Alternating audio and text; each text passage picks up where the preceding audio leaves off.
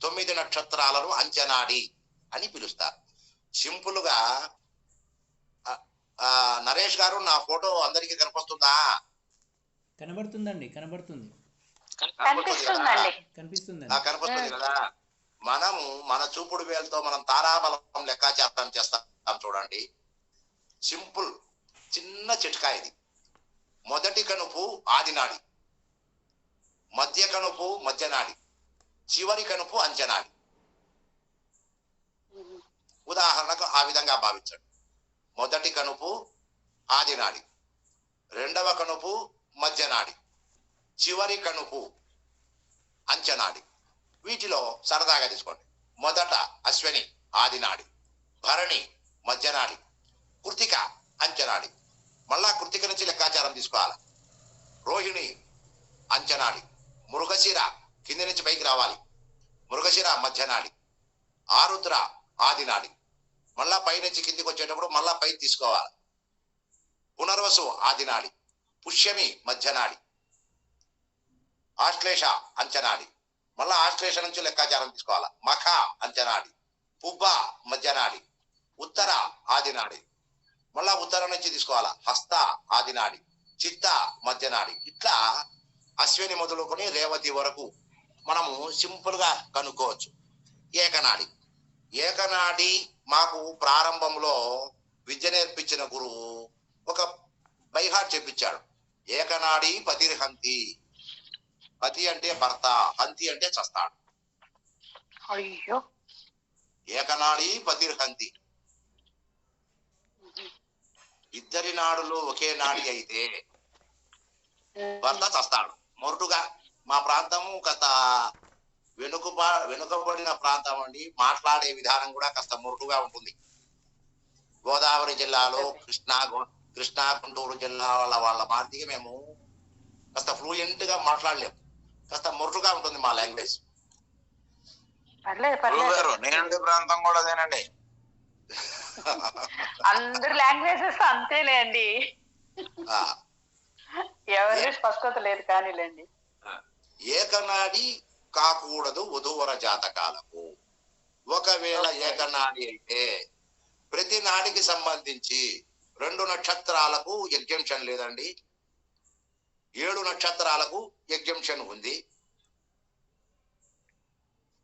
ఉదాహరణకు ఆదినాడి ఉత్తర శతతారాచ, పూర్వాభాద్ర పునర్వసు, రౌద్ర మూల అశ్విని సప్త ఏకనాడి నదోష భాగ్.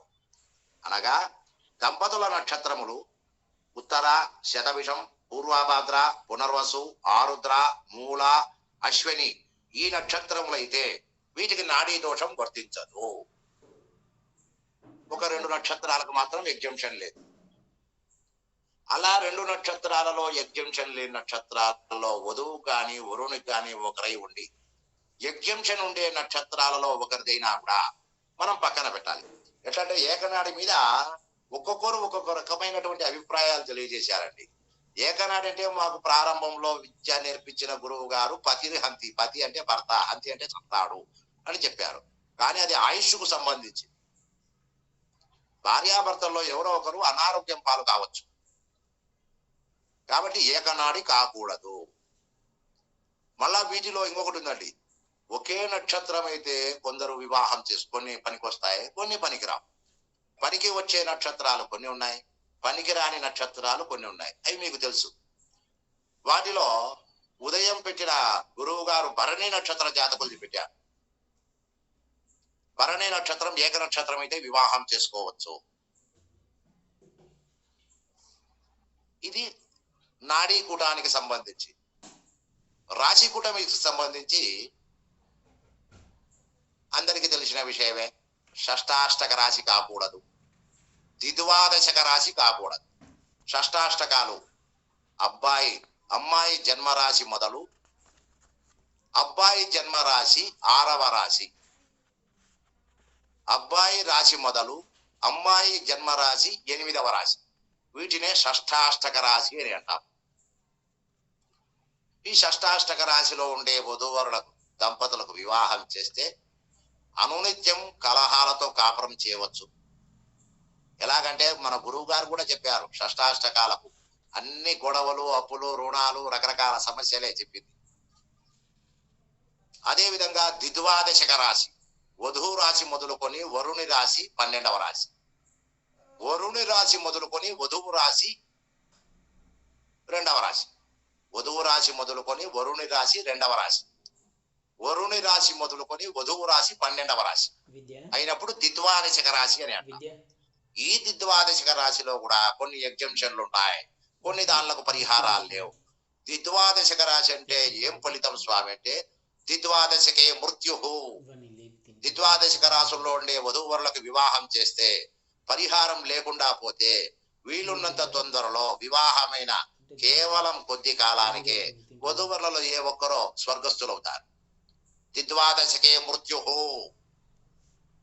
ఈ రెండు పాయింట్లు మనం బాగా చక్కగా గమనించాలండి. షష్టాష్టక రాశి కాకూడదు, ద్విద్వాదశక రాశి కాకూడదు.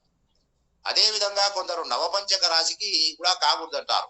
అయితే నవపంచక రాశి అంటే అమ్మాయి రాశి మొదలుకొని 5వ రాశి, అబ్బాయి రాశి మొదలుకొని అమ్మాయి రాశి 9వ రాశి, వీళ్ళు నవపంచక రాశి.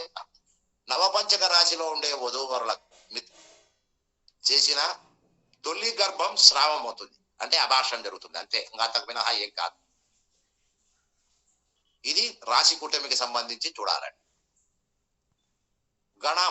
గణకూటమి. గణకూటమి అంటే ఏమి? దేవగణము, శర్మ రాక్షస గణం. ఒక్క నిమిషం. చెప్పండి నరేష్ గారు. ఇప్పుడు మీరు ఈ రాశికూటంలో చెప్పారు కదా, అబార్షన్ అనేది ఓన్లీ అబార్షన్ వరకే అవుతుందా? అది పూర్తి సంతాన నష్టం కూడా ఉంటుందా? సంతాన నష్టం ఉండదండి. గర్భస్రావం, తొలి గర్భం స్రావం అవుతుందని మాకు దాదాపు 40 సంవత్సరాల క్రితం ఒక గురువు గారు చెప్పారండి. ఓకే. తర్వాత మళ్ళీ రెండోసారి మాత్రము రెండోసారి సక్సెస్ అవుతుంది.